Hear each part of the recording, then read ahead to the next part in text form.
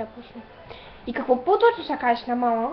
Значи, първо ти не я познаваш, не знаеш как се казва, тя има много хубаво име.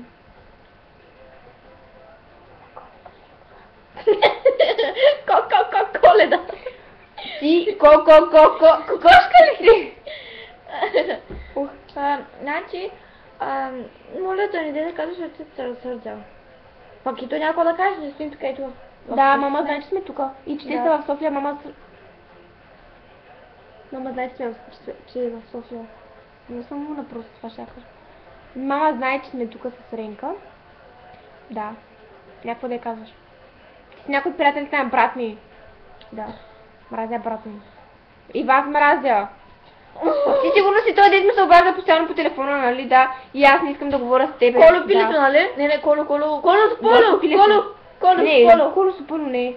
Добре, Коло, ще видиш. Павел или Павлин, или как се казваш? Или Павлин. Аз виждам с кого се пише във Фейсбук, да. Какво си мислите ви? Да, виждам.